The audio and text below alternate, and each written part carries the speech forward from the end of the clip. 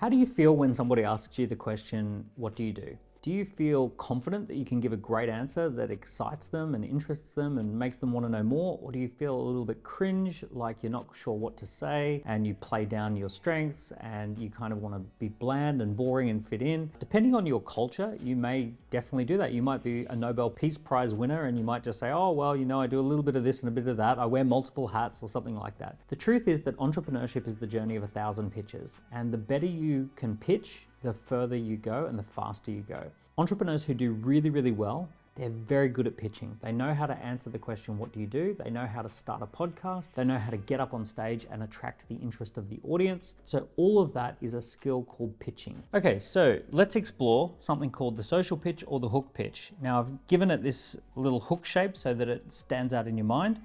But when somebody asks you, what do you do? Or you've got to start a 30-second pitch, or you've got to be on a camera or on a stage, you want to start with your name.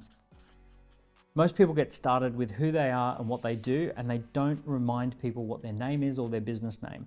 Now, they assume that people have a photographic memory, and because they heard it once, maybe a week ago, that they must still remember, and that's not true for most people.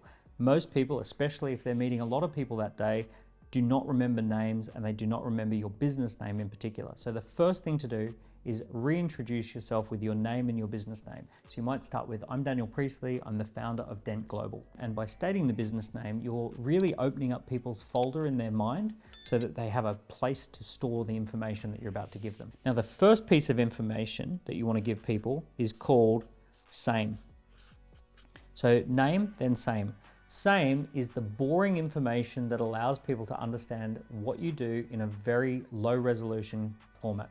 The first thing you want to do is tell people what you're the same as so they can begin to store information in a low resolution way. Same should be boring. Same should be universally understood. Same should not make you seem different or exciting. If you tell people what you do and they go, wow, that's amazing, then you've not done the same. So for example, you might say, I run a software business, or I have an education and training business. Or you could say, we are a business that does marketing campaigns. So whatever it is that anyone would understand, you want to kind of do the grandma test. Could you explain this to your 80-year-old grandma? And maybe the 8-year-old test. Can you explain this to your 8-year-old nephew? So name and same should be really simple, really easy to understand. And actually, it should drive the energy down. The thing that creates the hook is the differential between energy going down then up. It's the low energy followed by the up energy that creates the hook. So in order to begin this process, we want to go, this is my name, and this is the boring same thing that I do. Now, once we do same, the next thing is actually the interesting stuff, and we call this fame. So what makes you unique? What makes you special? What makes you different? So I might say, my name's Daniel Priestley. I'm the founder of Dent Global. We run training and development programs for entrepreneurs. Boring, same, nothing special. Fame. Over the last 15 years, we've worked with 6,000 companies. I've written 6 best-selling books, and we've won multiple awards for the fast growth work that we've done with our clients. So that is what makes us different, what makes us famous. This could be awards that you've won. It could be special numbers that you've achieved. It could be big name clients that you've worked with. It could be a status that you've achieved within your industry, but it's something that will stand out, that will make people go, wow, okay, that's interesting. I want to know more. So we call that the fame. The next thing we want to tell people is what we call the aim.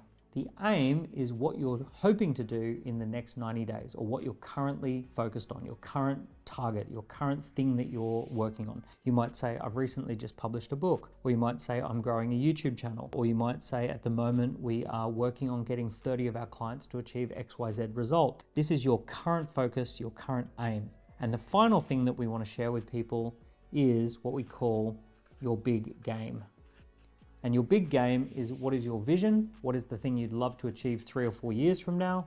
What's the big reason you do what you do, your bigger purpose, right? We call that your big game. Okay, let me quickly interrupt this video. This pitching framework fits within a bigger context, and the context is called positioning you as a key person of influence. I'm running a workshop on that, which is a more holistic look at how you can become a key person of influence in your industry and the strategies and best practices that will get you there. If you're interested in that, there'll be a button or a link somewhere around here that allows you to register for a workshop. It's live, we can interact, and it's a 90-minute workshop where we go through how to position yourself as a key person of influence in the industry you love, and you'll get a lot out of that workshop. If you're enjoying this content, definitely register for the workshop. Okay, back to the video. So name, same, fame, aim, and a game. Let me run through it for me. I'm Daniel Priestley. I'm the founder of Dent Global. We run training and development programs for entrepreneurs. We've worked with over 6,000 clients. I've written 6 best-selling books on entrepreneurship, and we've won major awards for the work that we do on growing our clients. At the moment, we're growing a YouTube channel so that we can reach more entrepreneurs all over the world. The big game is to develop entrepreneurs who can solve the world's most meaningful problems. Now, I've just covered all of that in under about 30 seconds. So just simply by going name, same, fame, aim, and a game, I can give people a lot of information in under 30 seconds. There's plenty for people to grab onto. There's plenty for people to remember. Or if people have heard all of that and they're not at all interested, there's a good chance that they're never going to be interested, or in no time soon are they going to be interested. So by giving people all of that information, they're either going to be hooked and they're going to say, I want to know more from this person, or they're going to say, that's not for me, which is totally fine as well. You just can't please everybody. But your job is to give people enough information that they can decide either way. What I'd like you to do is, after this video, don't go on to the next video. I want you to sit down with a notepad and paper and see if you can improve your pitch by doing name, same, fame, aim, and a game, and deliver it in under 30 seconds in a way that gets people excited. And then the next time that somebody says, what do you do? Or the next time you're invited to speak on a panel, you're going to have an amazing pitch ready to go that you'll be able to remember, and you'll be able to get more people hooked and interested in what you do. So I hope you found that video interesting. If you did, give it a like, give the channel a subscribe, and leave me a comment. Which part of the pitch have you previously been leaving out? What part of this video helped you to improve your pitch? I read every single comment, and I'd love to see what you have to say so that I can improve my next videos. All the best. I'll see you soon.